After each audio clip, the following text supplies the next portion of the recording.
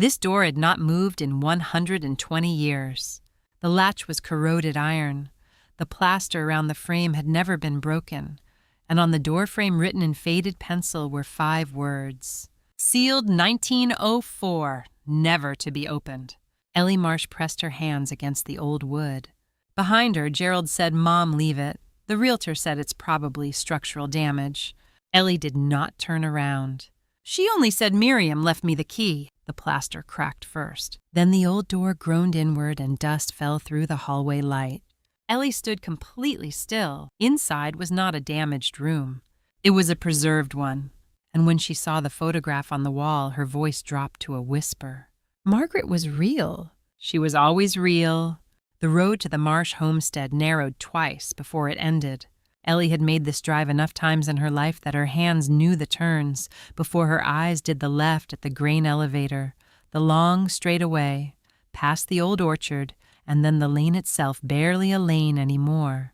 The hedges on either side, grown so close together that the branches touched overhead and made a tunnel of the last quarter mile.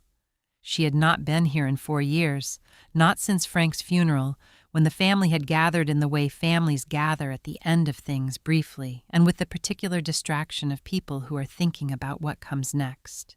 Dorothy had been here. Dorothy had always been here in the way of the oldest child, who stays when the others go, who becomes the keeper of the place by default, and then by choice, and eventually by something that has no clean name, the slow accumulation of a life lived in one set of rooms.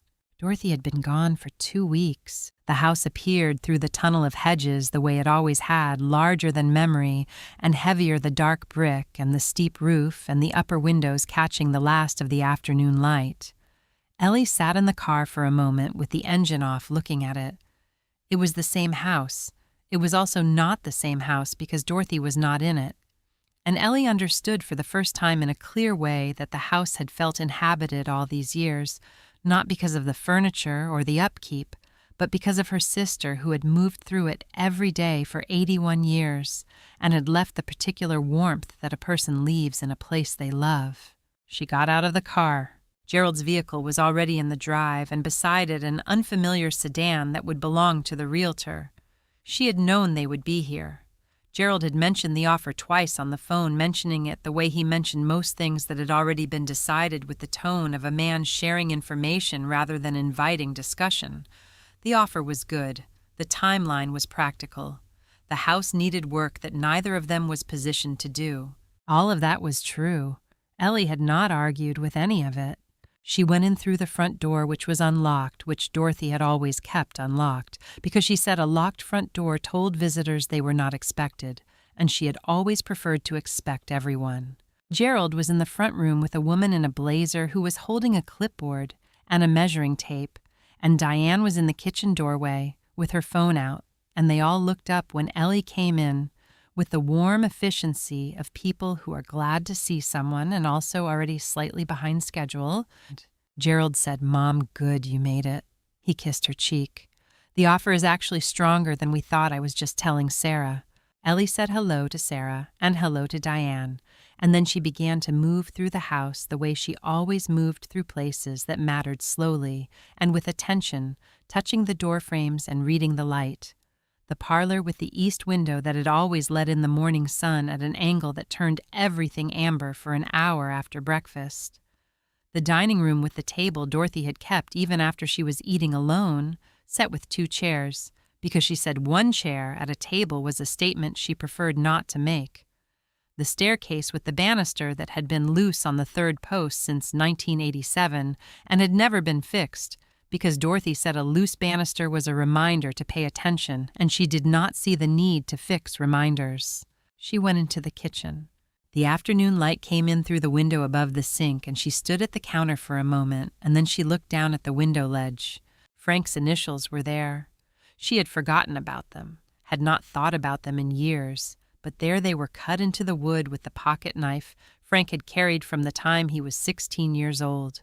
Careful letters, not deep, the kind of mark a young man makes when he wants something to be permanent, but is old enough to be subtle about it.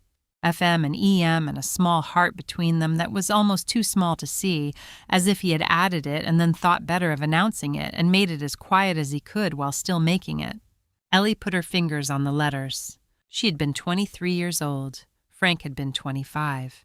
They had come to this house for Sunday dinners for 40 years after that, and Frank had touched that window ledge sometimes when he passed it, not drawing attention to it, just a brief contact, the way you touch something that belongs to you, and the act of touching it is enough. She stood at the ledge for a long moment. Gerald called from the hallway, "Mom, the realtor needs to see the upstairs when you get a chance." Ellie heard him. She straightened and moved through the kitchen and up the back stairs, which had always been the stairs she preferred, because they bypassed the front hall and deposited you directly into the upstairs corridor where the light was different, softer, coming in from the north window at the end. She moved through the upstairs rooms. Dorothy's bedroom, the door standing open, the bed, still made with the precision Dorothy had applied to bed-making since childhood. The guest room where Ellie had slept on visits, the wallpaper she had looked at from that particular pillow angle so many times she could draw it from memory. The linen closet. The bathroom with the clawfoot tub Dorothy had refused to replace, for the same reasons Vera Holloway had refused to replace hers, which was that modern tubs were shallower and shallower was not an improvement. And then the end of the hallway. The door was exactly where it had always been. She stopped in front of it. The plaster around the frame had cracked over the decades, fine lines radiating from the corners in the way old plaster cracks, slowly and without urgency. The latch was corroded iron, the kind of hardware that had been standard in this part of the country in the early 1900s, heavy and practical, and built to last. The threshold below the door was undisturbed. The dust there a different quality from the dust elsewhere in the house, older, more settled, the dust of a place that had not experienced movement in a very long time. And on the doorframe in pencil, the inscription she had read as a child and been told to forget. Sealed 1904, never to be open. She had stood in front of this door 100 times as a child. She had asked about it the way children ask about things that adults have decided are not for children, and she had received the same answer each time, which was to leave it. The room was damaged. It was not safe. There was nothing in there that mattered anymore. Her parents had said leave it. Her aunts and uncles had said leave it. Even Frank, the one time she had brought him to this door and shown him the inscription, had put his hand on her shoulder and said, "Whatever's in there, Ellie, someone decided a long time ago it should stay there." But Dorothy had never said leave it. Dorothy, the oldest, the keeper, the one who had stayed.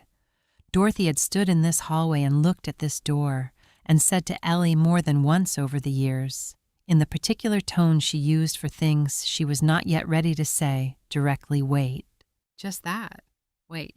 Ellie ran one finger along the pencil inscription, feeling the slight depression of the letters in the old plaster.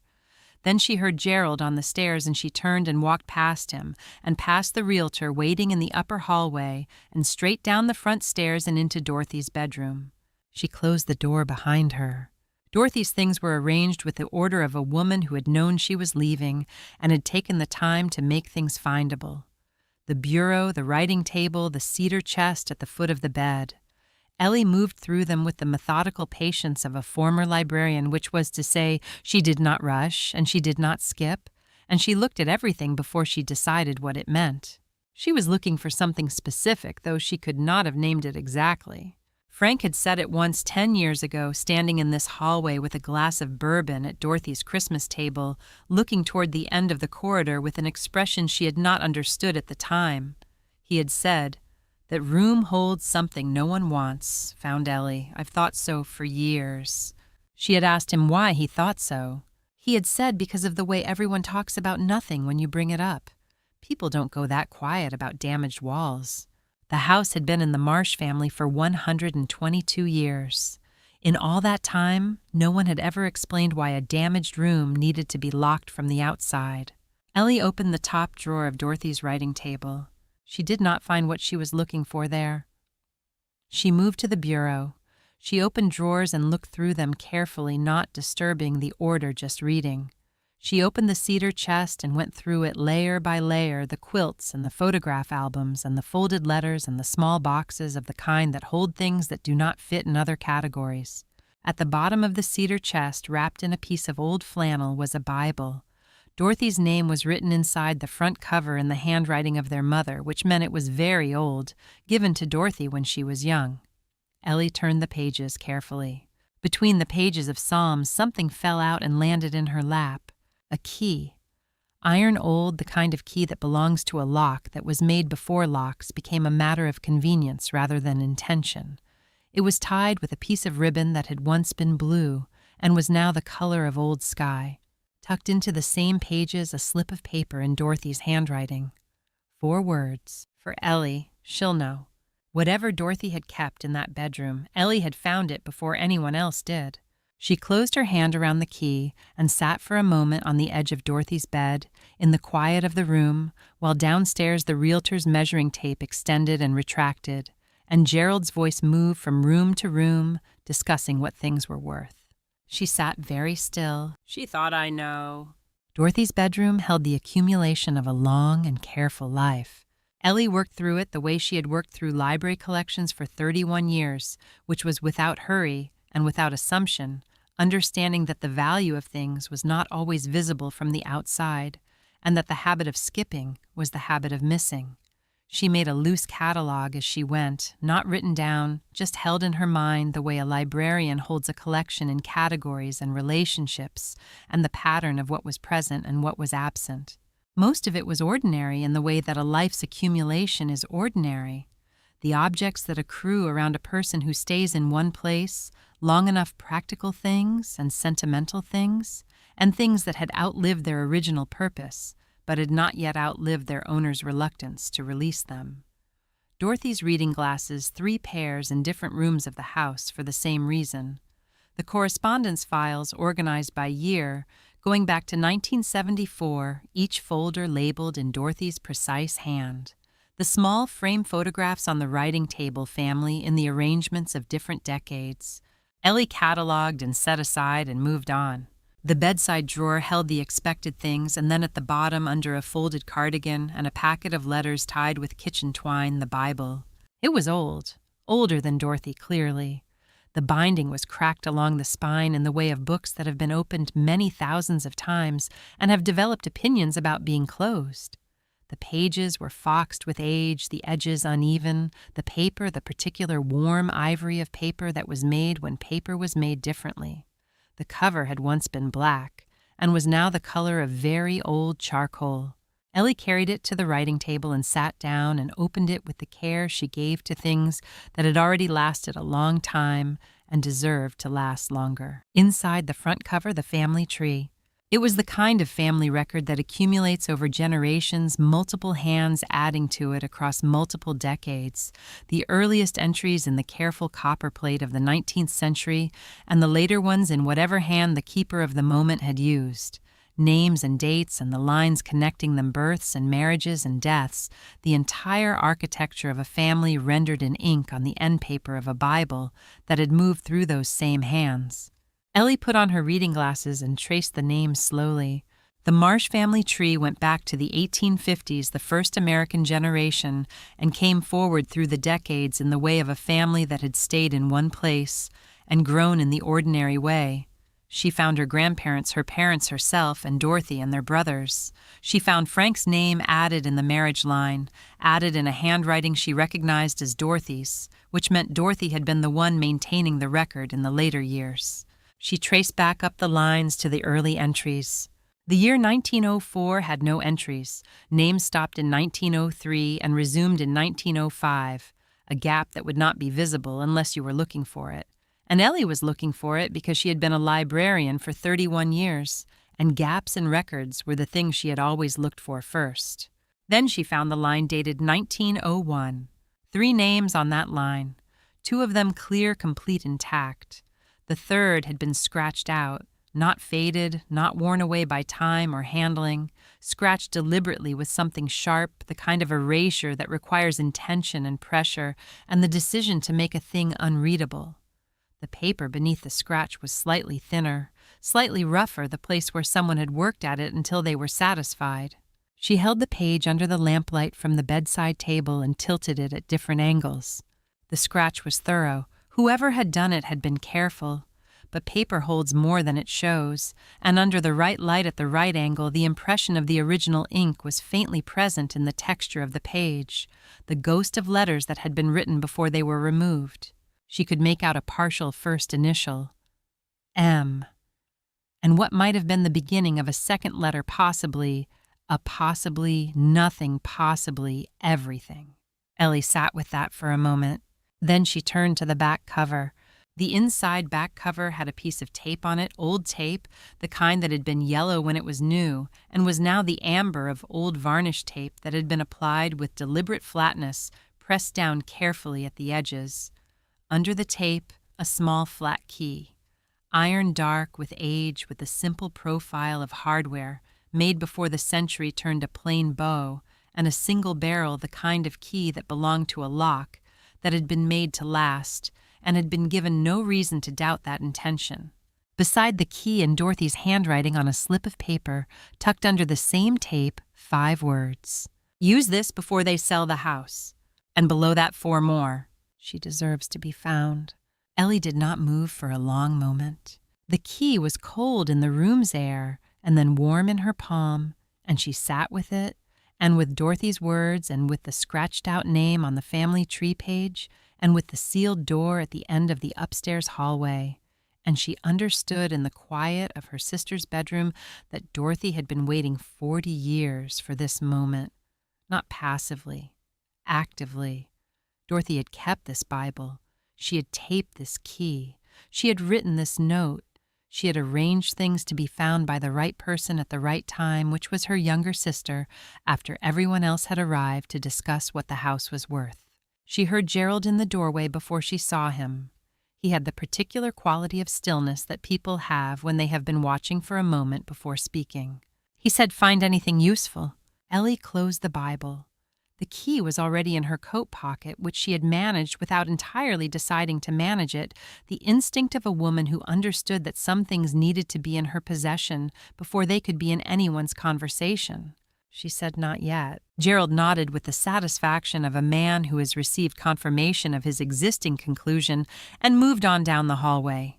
After Gerald and Diane had driven to their hotel after the house had settled into the particular quiet of a building whose long-time occupant would not be returning, Ellie sat at the kitchen table with the Bible open to the family tree page and her reading glasses on and the lamp pulled close. She studied the scratched-out name for 20 minutes. She tried every angle the lamplight offered. She used the flashlight from her phone as a supplement, holding it flat against the page, to create a raking light that sometimes revealed texture invisible in direct illumination. She was patient with it the way she had been patient with damaged records. Her entire career, understanding that the information was there, that it had not ceased to exist simply because someone had tried to remove it, that the question was only ever the right approach and sufficient time. She could not reconstruct the full name. She had the M. She had what might be an A following it. She had the shape of a name that had been someone's identity before it became someone else's problem. She reached for her phone. Thomas Hargrove had lived in the house next door for 60 years. He was 80 years old, and he had known Dorothy, and he had known the house, and he had said to Ellie at Frank's funeral in the offhand way of someone releasing a small piece of a larger thing that he remembered a time before the men ran the Marsh place a woman's time, though he had been very young, and the memory was more impression than fact. Ellie had not followed up on that at the funeral. There had been other things. There were always other things. She dialed his number now. He answered on the first ring. She said, "Thomas, it's Ellie Marsh. I'm sorry for the hour. I'm at the house. I have a question." He said, "I wondered when you'd call." She said, "I found the Bible. There's a name scratched out of the family tree. 1901. The initial looks like M." There was a silence on the other end of the line. Not the silence of someone searching their memory, the silence of someone who had been carrying a name for a long time and was now being asked to set it down. Ellie waited. Thomas said slowly, as if the name needed to be said carefully to be said correctly, "Margaret."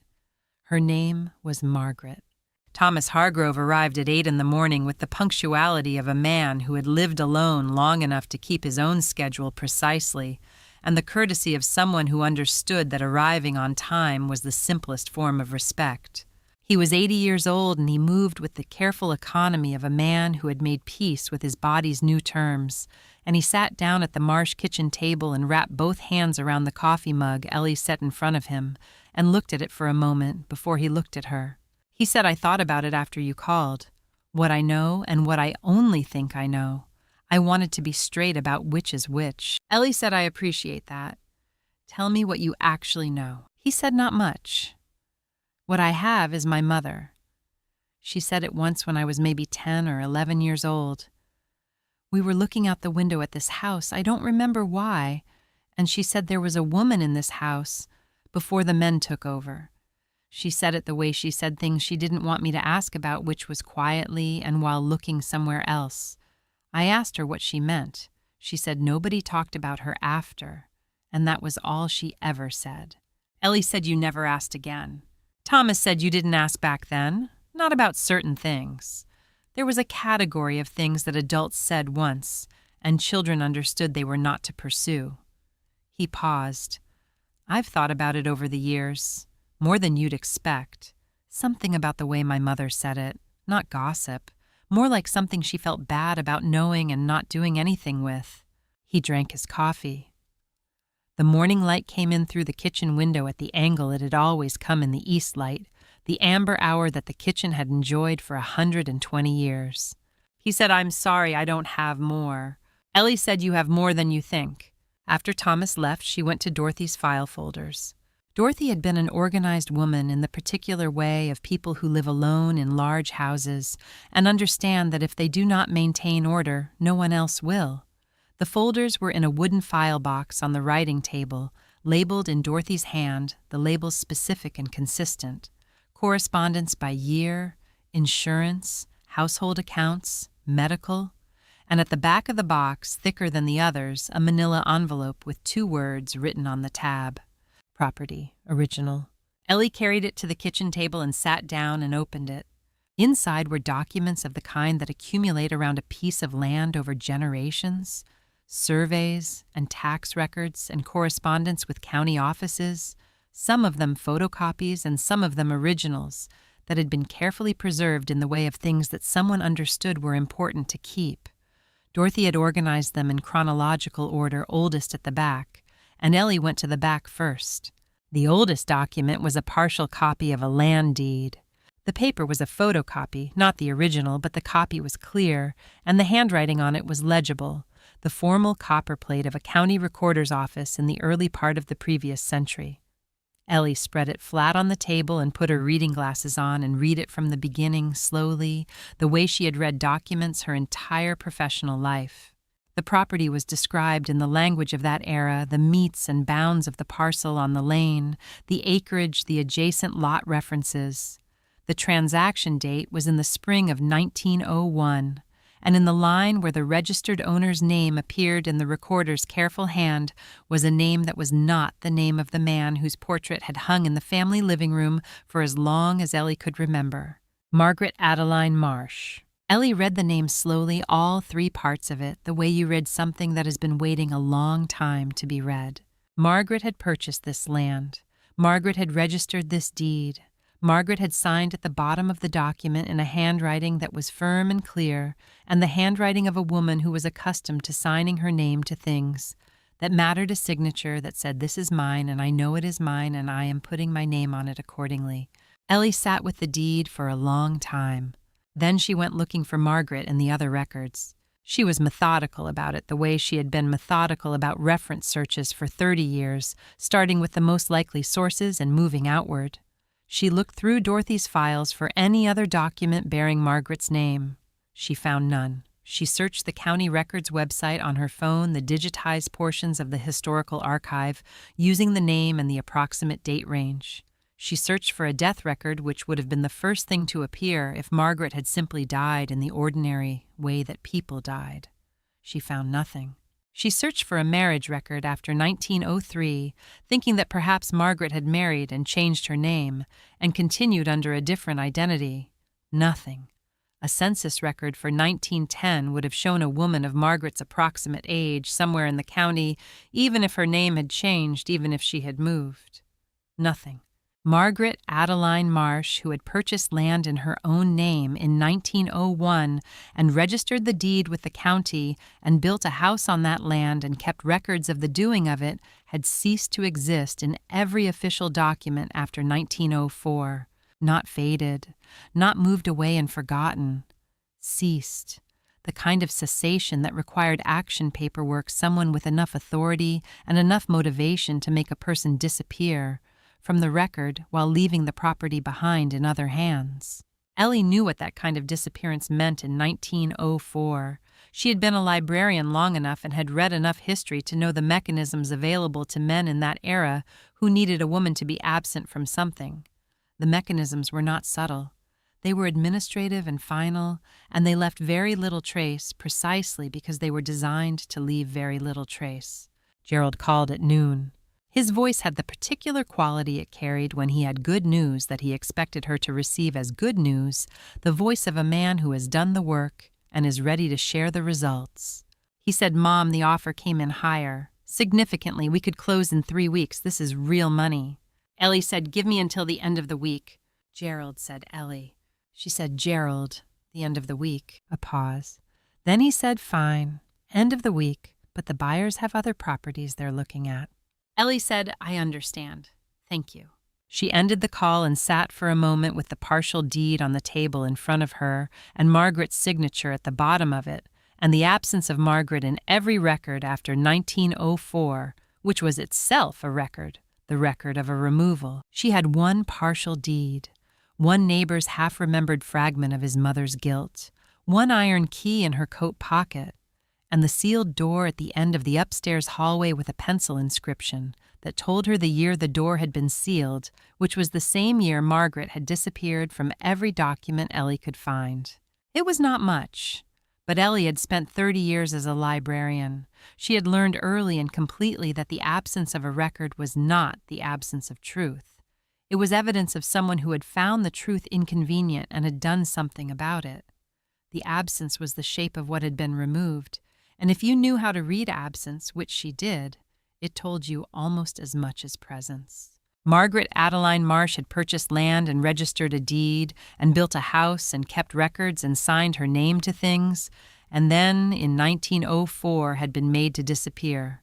Not by time, not by accident, by someone who knew exactly what they were doing and had access to the mechanisms that made it possible. Ellie went upstairs in the late afternoon when the light had gone from gold to gray and the house had settled into the quiet of early evening. She stood in front of the sealed door. She took the iron key from her coat pocket and held it in her palm, the same palm that had felt the weight of it in Dorothy's bedroom 2 days ago, and she looked at the lock and she looked at the inscription above it. Sealed 1904, never to be opened. She thought about who had written that, not Margaret.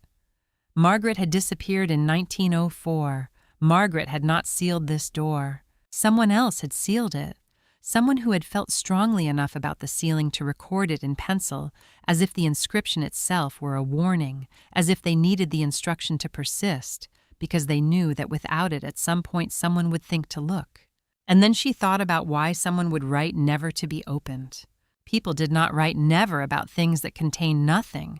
Never was the language of people who knew exactly what was on the other side of a door and needed it to stay there. She held the key at the lock and did not insert it. Not yet. Some doors once opened could not be closed again. She wanted to understand what she was walking into before she walked into it. She wanted to know as much as she could know from the outside before the inside became the thing she had to reckon with. She stood at the door until the light was gone from the hallway. Then she went downstairs and called Clara Webb at the county archive. The house was completely silent at 6 a.m. Ellie had not slept well, which she had expected, and she had lain in Dorothy's bed in the particular wakefulness of a person whose mind is working on something too important to pause for sleep. And when the first gray light came through the curtains, she had gotten up and dressed slowly and gone downstairs and made tea. She stood at the kitchen window and drank it. The back garden was still in the early light, the overgrown beds and the old apple tree and the stone wall at the property line, all of it holding the particular stillness of early October mornings when the season has not yet decided whether it is autumn or something earlier. She stood there for a while, not thinking about anything specific, just being in the kitchen in the house in the quiet that Dorothy had maintained here for 81 years.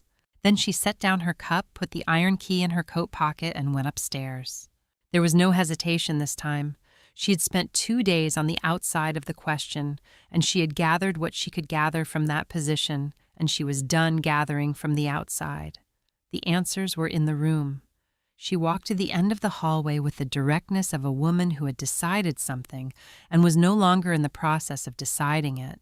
She took the key from her pocket and put it in the lock. There was resistance. A century of oxidation in a lock that had not been asked to turn the mechanism stiff with long stillness, the key requiring more pressure than a key should require. She held it steady and applied even pressure, and felt the resistance give incrementally the way old mechanisms give slowly, and then all at once, and then the latch released. The sound it made was small, not dramatic, not the sound a story would invent for the moment. Just a small mechanical release, a click, the sound of a lock, doing what locks do when the right key is turned in them. The door swung inward on its own weight, slowly, the hinges stiff but functional, the movement gradual enough that she could watch it happen. The darkness of the sealed room, giving way to the light from the hallway window, and with the movement came the air. It was not stale. That was the first thing she noticed, the first thing that did not match her expectation. It was cold and still the air of an enclosed space, but it was not the dead air of a place that had gone to rot. It was the air of a room that had been sealed carefully by someone who understood the difference between closing a room and abandoning it. Like the inside of a clock that has stopped but has not been broken.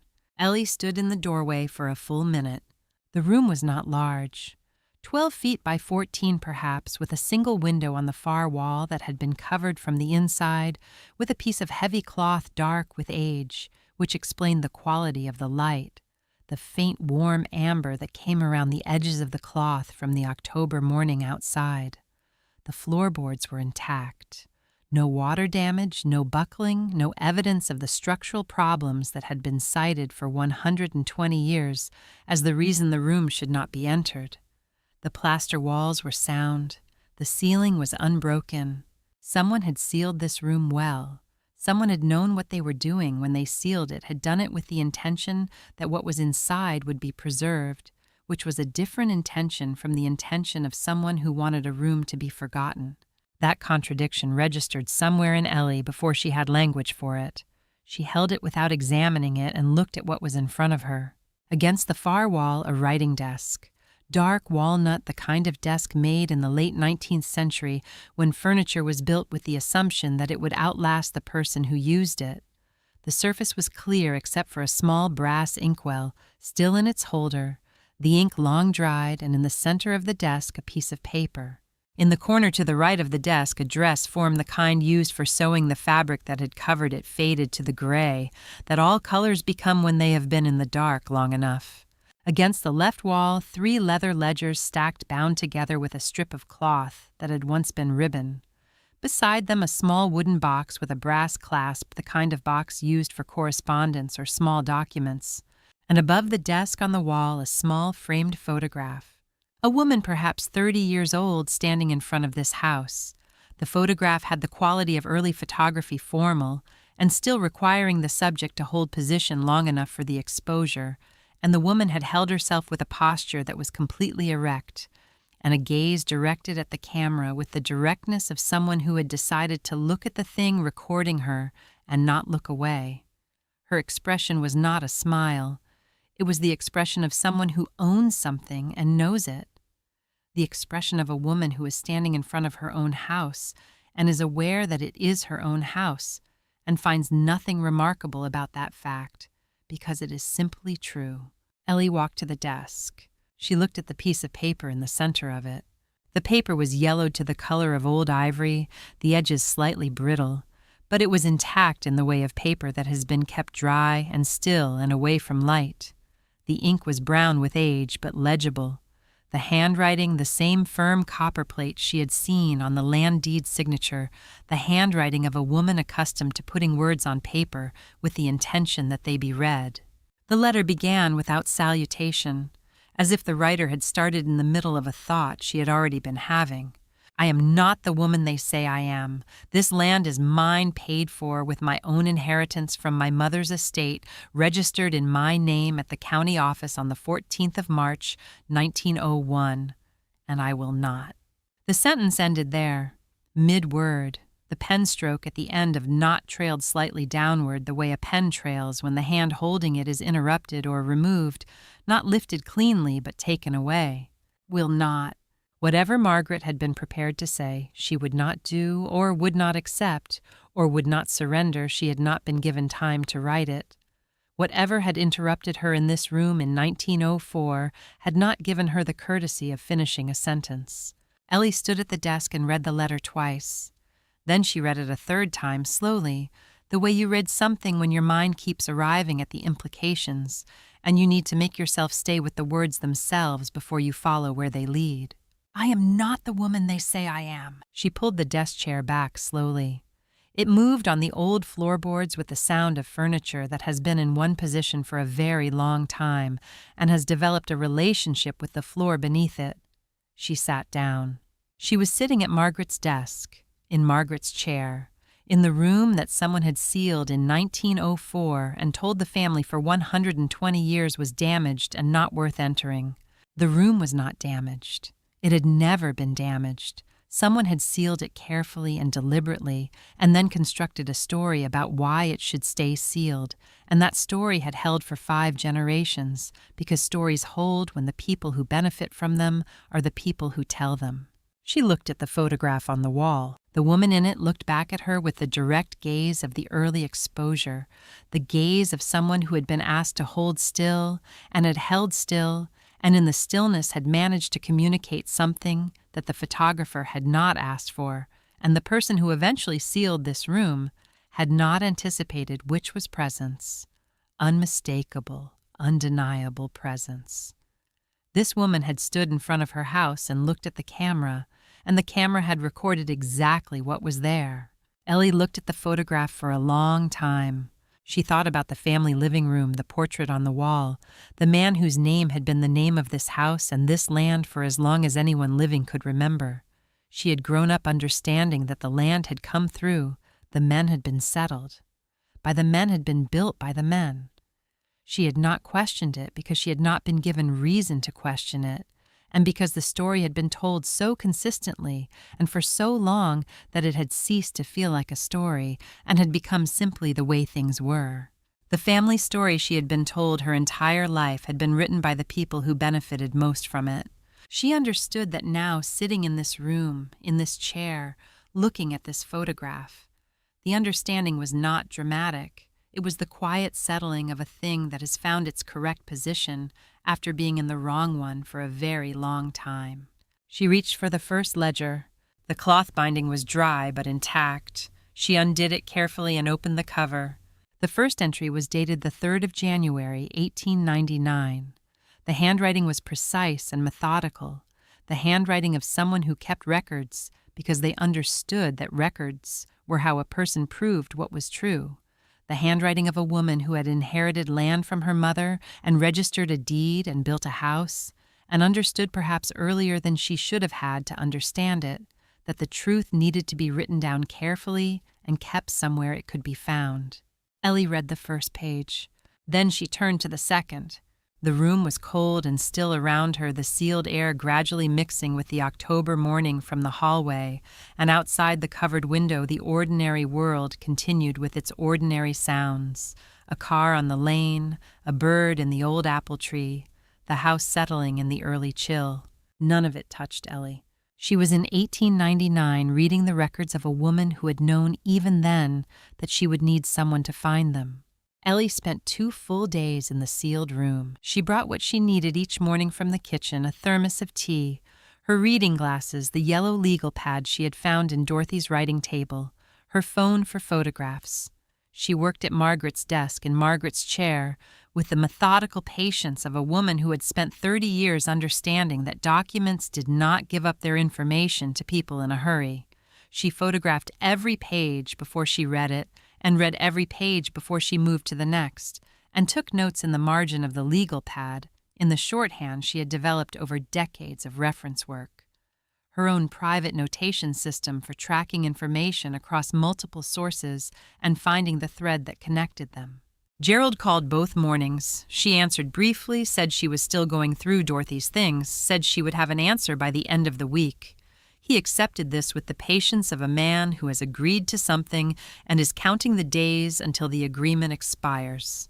She was not going through Dorothy's things. She was going through Margaret's.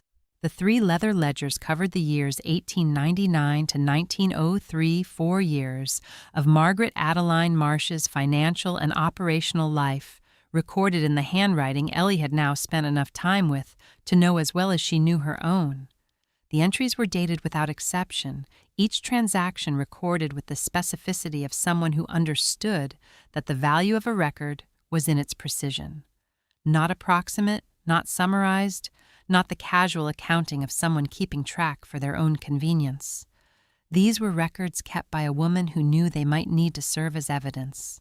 The picture they built was complete, and it was unambiguous. Margaret had purchased the land in 1899 with her inheritance from her mother's estate, and the ledger recorded every element of that transaction, the amount, the source, the date of the bank transfer, the name of the county official who had processed the deed registration. She had hired labor for the construction of the farmhouse, and the names and dates and wages of every man she had employed were recorded in full.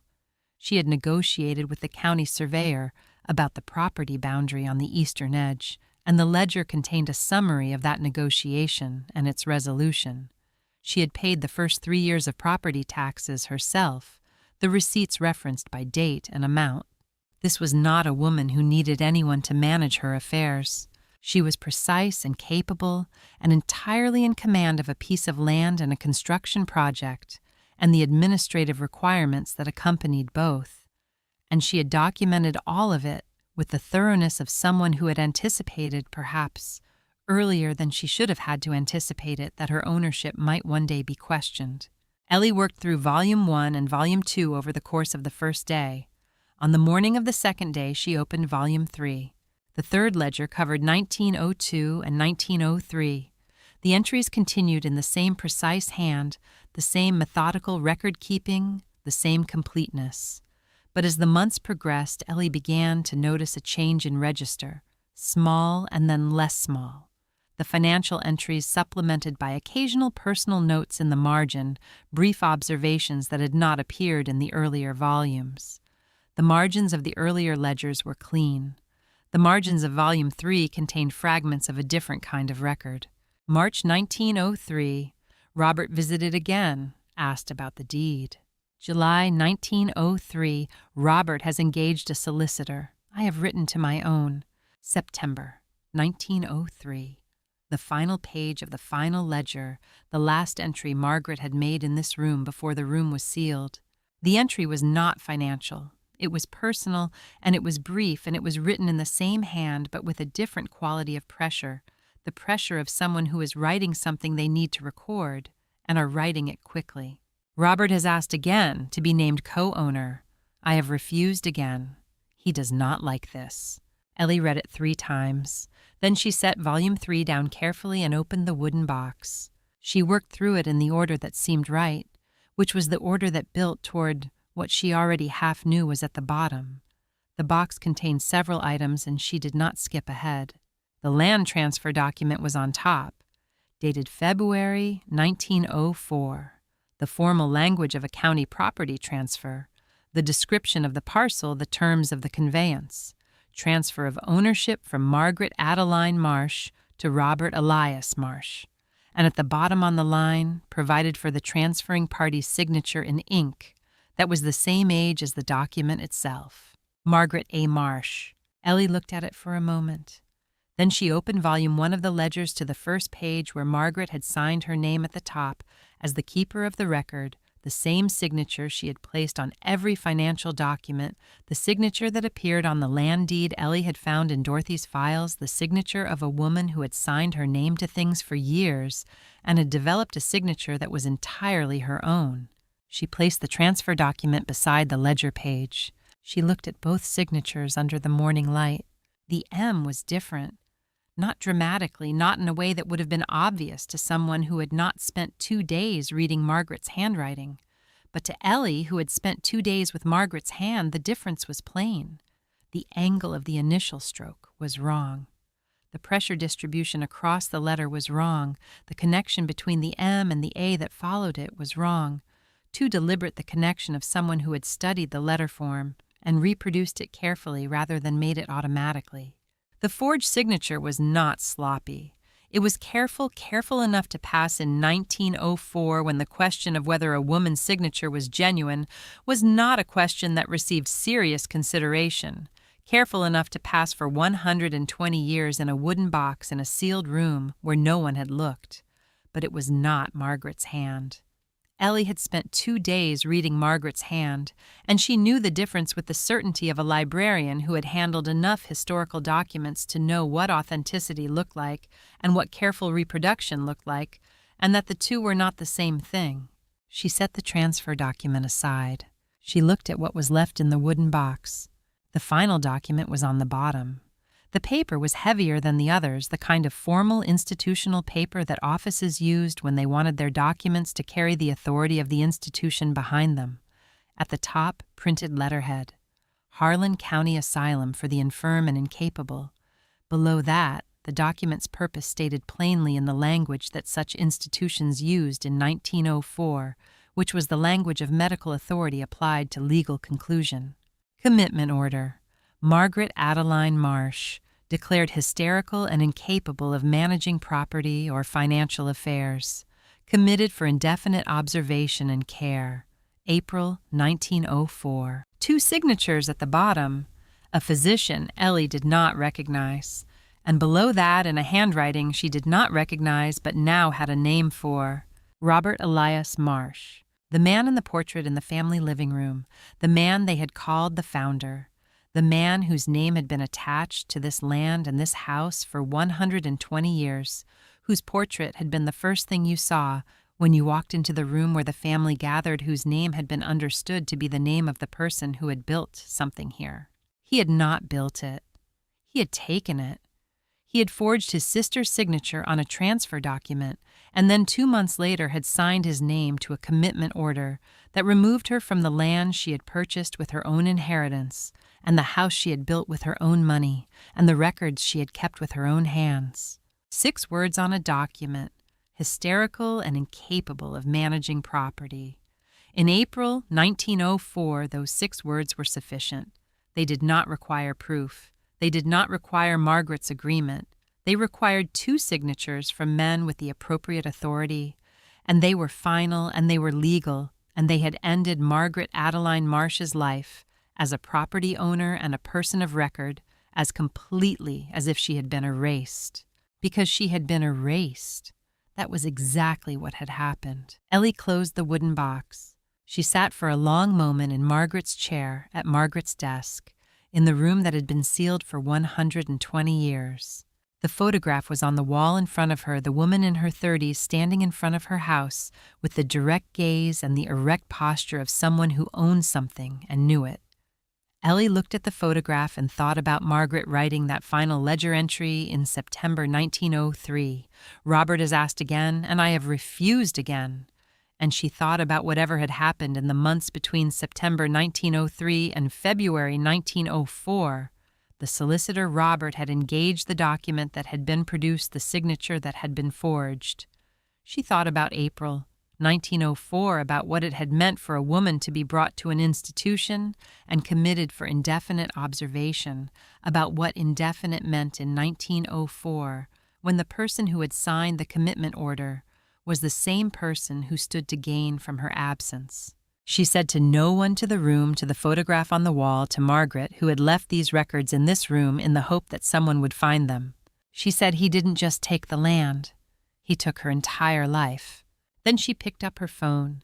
The Harlan County Asylum had closed in 1931, but county archives kept records going back to territorial days, maintained with the seriousness of institutions that understood that old records were not old problems, but permanent facts, and Clara Webb had worked those archives for 22 years and understood that better than most. Clara answered on the second ring. Ellie said, "Clara, I need to tell you what I've found. I'm going to need your help verifying some of it." Clara said, "I'm listening." And Ellie began. Gerald arrived at 11, which was earlier than he had said he would arrive, and Ellie had been expecting that. She had the kitchen table arranged before she heard his car on the lane.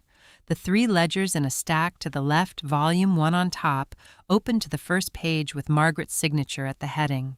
The partial land deed from Dorothy's files spread flat. The forged transfer document beside it positioned so that the 2 signatures were visible in proximity without requiring anyone to move anything. The commitment paper from the wooden box face down for now, because Ellie understood sequencing and she knew the commitment paper was the last thing, not the first. Her reading glasses folded beside the ledgers.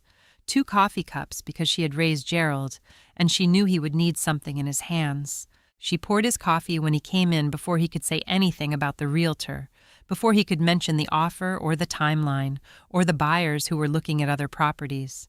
She handed him the cup, and she said, "Sit down, Gerald. I want to show you something." He sat. Diane came in behind him and stood in the kitchen doorway with her own coffee and the expression of someone who was prepared to be patient up to a point. Ellie began the way she would have begun a research presentation at the library, which was at the beginning and in order. She did not editorialize. She did not raise her voice. She had learned in 76 years that the quietest delivery was the one that landed hardest, that the presentation of fact without emotional pressure put the weight of the fact entirely on the fact itself, and Margaret's facts were heavy enough to carry their own weight without any assistance from Ellie's feelings about them. She showed him the ledgers first. She opened volume 1 and walked him through the structure of it, the date and precision of the entries, the record of the land purchase and the construction and the county negotiations. She let him read some of it himself, watching his eyes move across Margaret's handwriting with the gradual adjustment of someone learning to read a new hand. She showed him the land deed Margaret's name registered as owner in 1901, and she let him look at the signature. Then she placed the transfer document beside volume 1, and she pointed without comment to the signature on each document. She said, "Look at the M." Gerald looked. He looked for longer than she had expected him to look, which told her he was taking it seriously. And then he set both documents down and picked up the transfer document again and looked at it alone. He said, "This is 120 years ago, Mom. Whatever happened, it has nothing to do with us. Ellie said we have been living in her house for 120 years and calling it ours. I think it has everything to do with us." Gerald was quiet. Diane left the doorway without a word. Ellie heard her footsteps in the hallway and then the sound of the front door and then nothing. Gerald looked at the transfer document for another moment and then he set it down, and Ellie turned over the commitment paper and placed it in front of him. She did not read it aloud. She let him read it. She watched him read it. She watched him find Robert's name at the bottom, and she watched him register what Robert's name at the bottom of that document meant. He was not a rapid reader of historical documents, not trained to it the way Ellie was, and she gave him the time he needed without filling the silence. When he finished, he put the commitment paper down carefully, the care of someone handling something they are not sure they want to have touched. He said, "Robert Elias Marsh." He said it the way you say the name of someone you have known your entire life and are suddenly seeing differently. Ellie said the man in the portrait in the living room. Gerald nodded slowly. He was working through something, she could see it, the recalibration that the evidence required, the adjustment of a framework that had been in place for his entire life and was now being shown to have been built on a foundation that belonged to someone else. She picked up the framed photograph of Margaret from the counter where she had set it when she brought it downstairs that morning. She placed it on the table in front of Gerald. He looked at it. The woman in the photograph looked back at him with the same direct gaze she had directed at the camera in whatever year the photograph had been taken, the same erect posture, the same expression of a person who owns something and knows it. Gerald looked at her for a long time. He was not a cruel man. Ellie had known that about him since he was a boy. He had simply inherited a story, the way all of them had inherited it, the way all families inherit stories without being asked whether it was true. Because stories do not come with invitations to question them. They come already established, already assumed, already so embedded in the furniture and the portraits and the way the family talked about where they came from that the question of whether they were true did not present itself as a question. The question was presenting itself now. Gerald held the photograph and looked at the woman who had bought this land with her own inheritance and built this house with her own money and kept records of the doing of it in 3 leather ledgers, and written in the margin of the last one that her brother did not like being refused and who had been removed from all of it by a forged signature and a document that called her hysterical and whose name had been scratched out of a Bible and whose portrait had never hung on any wall and who had been replaced in the family story by the man who had taken everything she had. He did not speak for a long time. The kitchen was quiet. Outside, a wind moved through the old apple tree, and the house held it the way old houses hold weather, absorbing it without being changed by it. Then Gerald set the photograph down on the table gently in the space between the ledgers and the documents, and he looked at his mother. He said, "What do you want to do?" It was not a challenge. It was not resistance. It was a genuine question from a man who had looked at the evidence and followed it to its conclusion, and understood that the conclusion required a response, and who was asking his mother who had found the evidence, and understood at first what that response should be. Ellie had known the answer since the moment she had read Dorothy's note in the cedar chest. Use this before they sell the house. She deserves to be found. She told Gerald what she wanted to do. She told him calmly and specifically, the same way she had presented everything else, without decoration and without apology.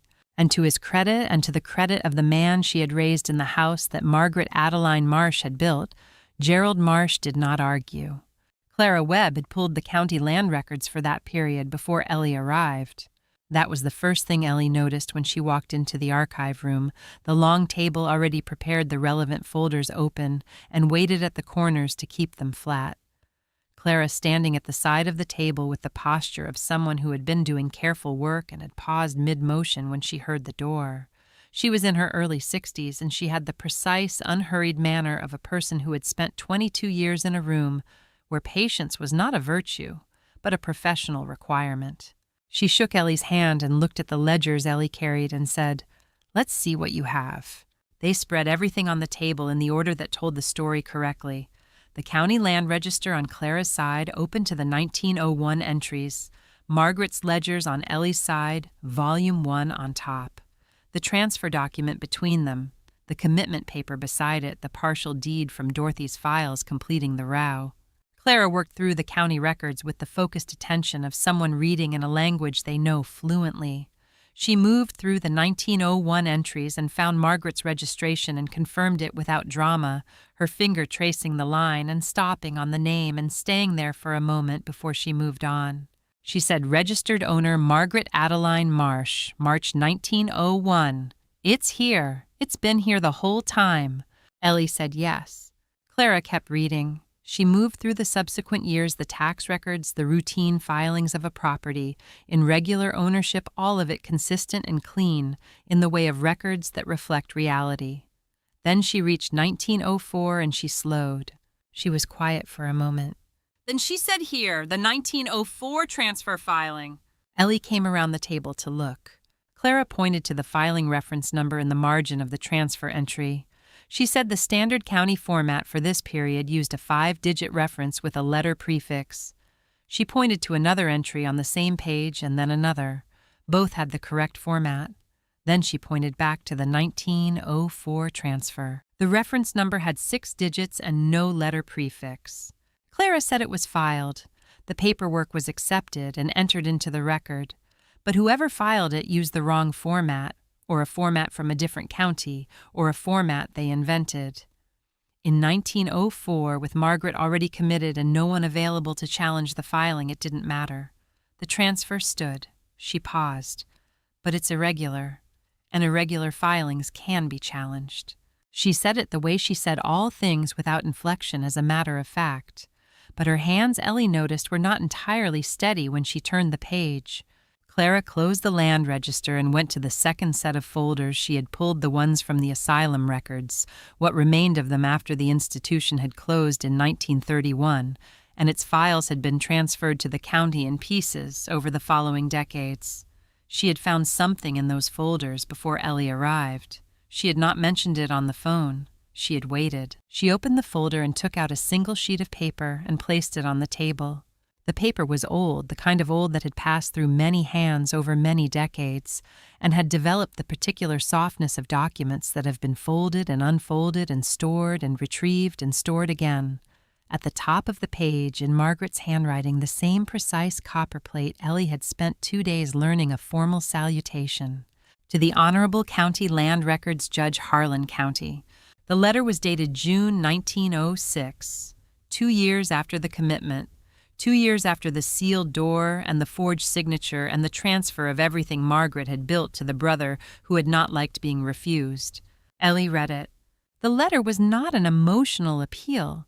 It was a legal argument, structured and precise, the argument of a woman who understood property law better than most practicing attorneys of her era, and was applying that understanding from inside an asylum with whatever materials she had been permitted to use. She cited the original deed registration. She cited the county recording statute. She described the transfer documents' irregularities in language that was legally specific and factually accurate and completely, unmistakably coherent. She requested a formal review of the 1904 transfer filing and the appointment of an independent examiner to assess the validity of the recorded signature. It was the letter of a woman who had not stopped fighting, who had been committed and confined and had her name scratched out of a family Bible and her portrait removed from every wall, and had nonetheless sat down in whatever room she was permitted to occupy and written a precise legal challenge to the people who had taken her land, because that was the kind of woman Margaret Adeline Marsh was, and being declared hysterical had not changed it. Across the top of the letter in red ink, the stamp of the asylum's administrative office. Return to sender. Patient unable to receive correspondence. They had not forwarded it. They had not delivered it to the judge whose name was written at the top. They had stamped it returned and filed it here in a folder in a county archive, where it had sat for 120 years unread, while the land Margaret had bought with her mother's inheritance passed through the hands of the man who had taken it, and then through the hands of his descendants who had inherited the story along with the property. Ellie read the letter all the way through, then she read it again. Clara waited. She was good at waiting. 120 years. That was how long Margaret Adeline Marsh had been waiting for someone to walk into this archive room and read her letter all the way through. Not the stamp, not the filing reference number. The letter itself, the argument she had made from inside the place she had been put to silence her, the argument that was correct and coherent and had been returned unopened by the men who understood that letting it through would have meant the end of what they had arranged. When Ellie finished, she folded the letter carefully along its existing creases, the folds it had developed over 120 years of being what it was, and she placed it back in its folder. She did not cry. She had not cried through any of it, not since the moment in Dorothy's bedroom when she had found the key and understood what Dorothy had been keeping. She was not a woman who withheld grief. She simply had not yet arrived at the grief. She was still in the part that came before grief, the part where you are looking at something that requires you to understand it completely before you can feel it fully. She said she kept trying, even from in there. Clara said yes. Ellie said even when they stamped it and filed it and made sure no one would see it. Clara said yes. They were quiet for a moment. Then Ellie said, I want more than photographs, Clara. I want her name put back where it belongs. Clara looked at the folder with Margaret's letter in it. She looked at the land register with the irregular filing reference number. She looked at the ledgers with the handwriting that was not the handwriting on the transfer document. She said, I think we can do that. She said it the way she said all things without drama, but Ellie heard in it the same quality she had heard in Dorothy's forward note, the quality of a woman who has been waiting for the right person to arrive and ask the right question and is ready finally to help provide the answer. On the drive back from the archive, Ellie sat with the folder on the seat beside her and drove the familiar roads in the particular silence of someone who is carrying something that has changed the shape of things. She thought about Margaret in June of 1906, 2 years into the asylum, sitting down to write a legal argument she knew might not be read. She thought about the discipline that required the refusal to be silenced even by the mechanism designed to silence her, the insistence on putting the correct words in the correct order, and addressing them to the correct authority, and trusting that somewhere in the process the truth would find a way through. It had not found a way through in 1906. It had found a way through now. That was what Ellie kept returning to on the drive home. Not the injustice, though. The injustice was vast and old and had compounded across 5 generations of a family who had lived in a house they had been told was theirs in a way that was not true. But the trying, the letter, the legal argument written in a careful hand from inside a place designed to make legal arguments impossible. Margaret had never stopped trying. She had just needed someone to finally come and read what she had written. The petition took Ellie 3 days to prepare. She worked at Dorothy's writing table with the ledgers and the documents arranged around her and her legal pad and her reading glasses and the methodical patience she had applied to every research task in her professional life, understanding that the quality of the petition would determine the speed of the response, and that speed was less important than precision. She had learned that in 30 years of library work. The right answer delivered carefully was worth more than the quick answer delivered sloppily, and Margaret had waited 120 years already and could wait the additional days it took to build an unassailable case. She cited everything in order. The original 1901 land deed registration, Margaret Adeline Marsh as registered owner, the county reference numbers Clara had provided. The 3 leather ledgers and their contents, the financial records of a woman who had purchased land with her own inheritance and overseen the construction of a house with her own money, and documented every element of both with meticulous precision. The filing irregularity in the 1904 transfer, the non-standard reference number that Clara had identified in 11 minutes of looking, the irregularity that had gone unchallenged for 120 years because the person withstanding to challenge it had been removed from any position in which she could do so. The signature discrepancy between the transfer document and the authenticated examples of Margaret's handwriting in the ledgers, detailed across 3 pages of the petition with specific reference to the letter forms and pressure distribution and pen angle that distinguished Margaret's genuine signature from the one that had been applied to the transfer document in February of 1904. And the letter, Margaret's 1906 letter to the county land records, judged the legal argument written from inside the asylum, returned unopened. Ellie included it as Exhibit 7 and described it in the petition as evidence that the person declared hysterical and incapable of managing property had demonstrated 2 years after that declaration a command of property law that exceeded the understanding of most men practicing in that field at that time.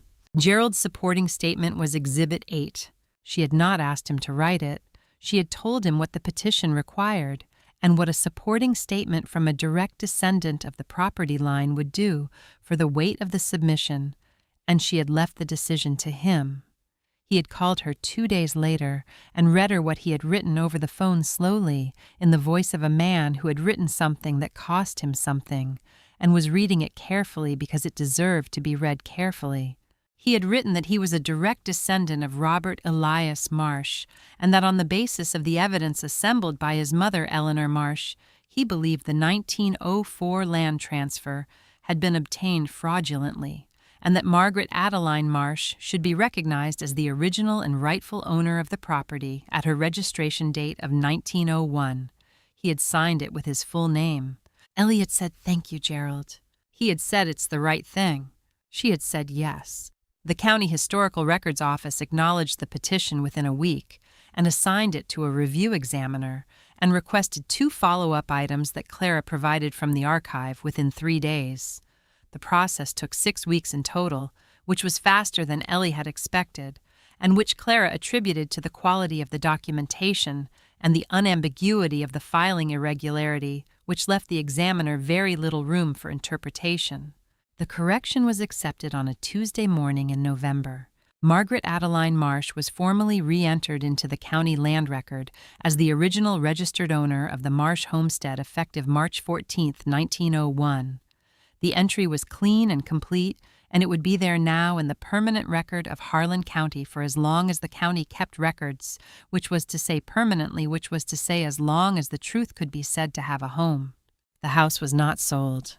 Ellie had known she was not going to sell it from the moment she read Dorothy's note, and she had let Gerald go through the process of the offers and the timeline and the realtor because she had understood that he needed to arrive at the decision through his own process rather than having it presented to him as a conclusion. He had arrived. It had taken him until the day he sat at the kitchen table and read the commitment paper and looked at Margaret's photograph for a long time without speaking, but he had arrived, and when he got there, he had not argued. She filed the separate petition for the county historical register the same week. The historical designation required the property to remain structurally intact, which suited Ellie's intentions precisely. The sealed room was cleaned over the course of 2 careful days, not renovated, not repainted, not altered in any way that would remove it from what it had been. The dress form, the inkwell, the chair, the desk itself were cleaned gently with the tools and the patience the work required, and left in place. The 3 leather ledgers and the half-written letter and the wooden box with its contents and the framed photograph of Margaret standing in front of her house were documented by Clara and transported to the County Historical Society, where Clara oversaw their installation with the seriousness of someone who understood that these objects were not artifacts to be displayed, but evidence to be preserved and testimony to be heard. The framed photograph of Margaret was mounted above the preservation case that held the ledgers. The woman in the photograph looked out at the Historical Society's archive room with the same direct gaze she had directed at the camera in whatever year it was taken, the gaze of someone who owns something and knows it, and she looked, Ellie thought when she saw the installation, entirely at home, in a room full of records. Gerald helped mount the plaque. Ellie had chosen the words carefully and without excess, because Margaret had used words carefully and without excess, and it seemed right to honor that in the way her story was told. Brass simple, the kind of plaque that does not announce itself, but does not apologize for being there either. This room belonged to Margaret Adeline Marsh, 1872 to 1941, the true founder of this land, remembered at last. Gerald held the plaque level against the door of the sealed room while Ellie marked the positions, and then he held it steady while she drove the fasteners.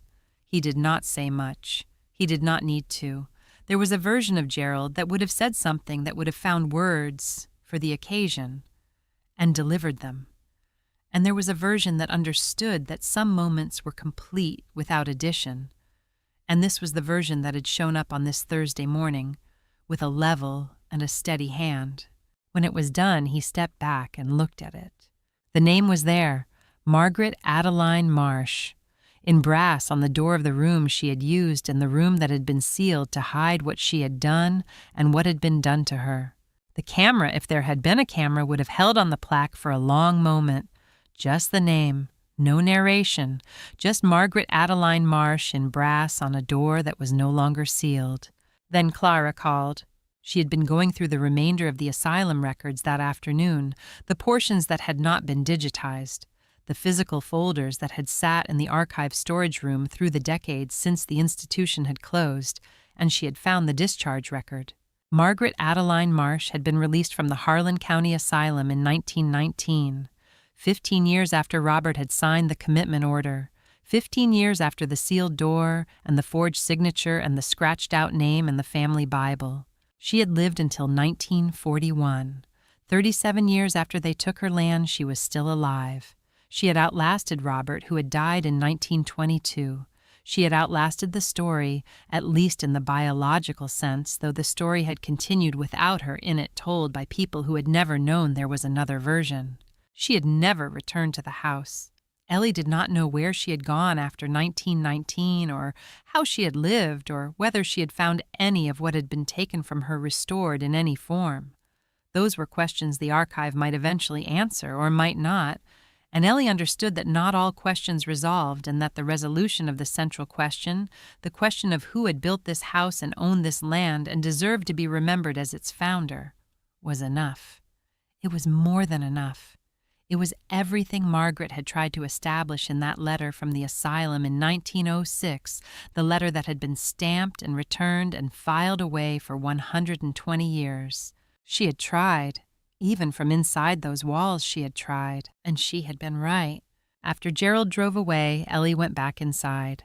She went upstairs to the room that was no longer sealed, the room that had the plaque on its door and the morning light coming in through the small window, now that the cloth covering had been gently removed, the light falling across the writing desk and the chair and the floor in the way that light falls when it has been absent from a place for a long time and is finding its way back.